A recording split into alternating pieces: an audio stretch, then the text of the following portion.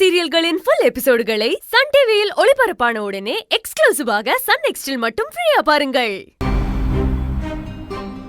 செவந்தி, பூர்ணிமாக்கு எப்படிமா இருக்கு? எல்லாம் நல்லபடியா முடிஞ்சிருச்சு மாமா. எந்த பிரச்சனையும் இல்லைன்னு டாக்டர் சொல்லிட்டாங்க. ஆனா பூர்ணிமாக்கு உண்மையை நம்ம சொல்லவே கூடாது. வயத்துல ஒரு கட்டின்னு மட்டும்தானே சொல்லியிருக்கோம். குழந்தையே பொறுக்காதுன்னு தெரிஞ்சதுன்னா அவ ஃபீல் பண்ணுவான்னு நினைச்சுதானே நம்ம சொல்லாம விட்டுட்டோம். அதுதான் கஷ்டமா இருக்கு. என்னம்மா பண்றது? இப்படிலாம் நடக்கணும்னு இருக்கு. அவங்க மனசுல என்ன நினைக்கிறாங்களோ அதுக்கு தகுந்த மாதிரி தான் வாழ்க்கையில நடக்கும்.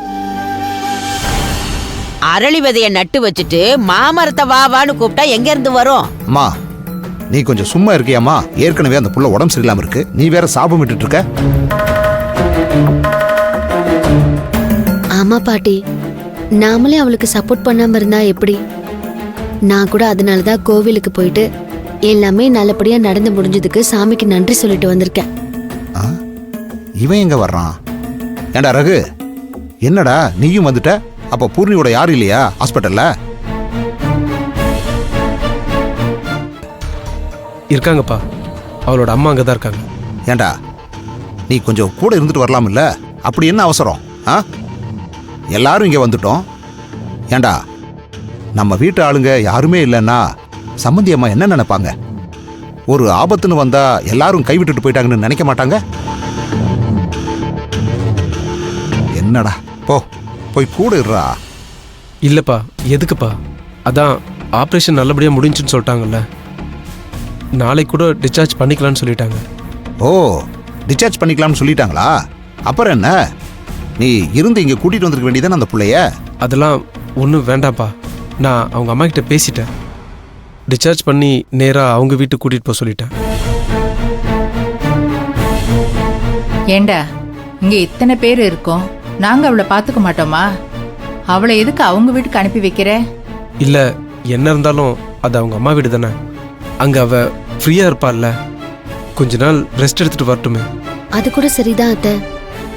ஒருவேளை பூர்ணிமாவுக்கு அவங்க அம்மா வீட்டுல இருந்தா கொஞ்சம் ஃப்ரீயா இருக்கும்ல.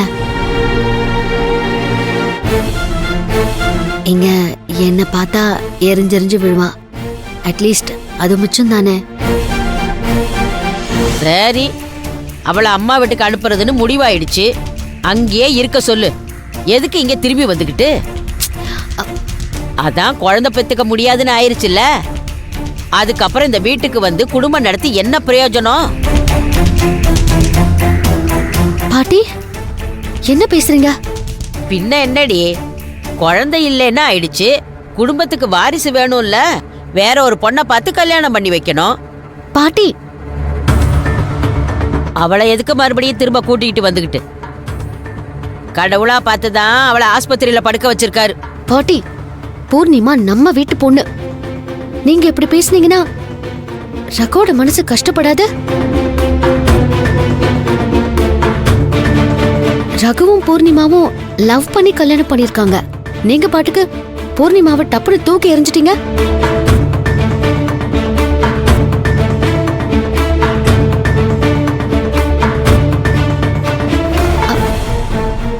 பாட்டி, ஏன் இப்படி எல்லாம் பேசுறீங்க? இதெல்லாம் தப்பு பாட்டி. பாருங்க ரகு எவ்வளவு வருத்தப்படுறாருன்னு. வருத்தப்படட்டுங்கிறேன். கொஞ்சம் தனியா யோசிச்சு பார்த்தாதான் அவனுக்கு புத்தி வரும். அம்மா, அந்த மாதிரி எல்லாம் பேசாதம்மா. சும்மா எதையாவது சொல்லிக்கிட்டே இருக்க வேண்டியது. நான் என்ன ஊர்ல நடக்காததையா சொல்றேன்? எல்லாரும் பண்றதை தானே நான் சொல்றேன். இன்னைக்கு வேணா நான் சொல்றது தப்பா தெரியலாம். கொஞ்சம் காலம் கழிச்சு யோசிச்சு பார்த்தா என் வழிக்குத்தான் நீங்கெல்லாம் வருவீங்க.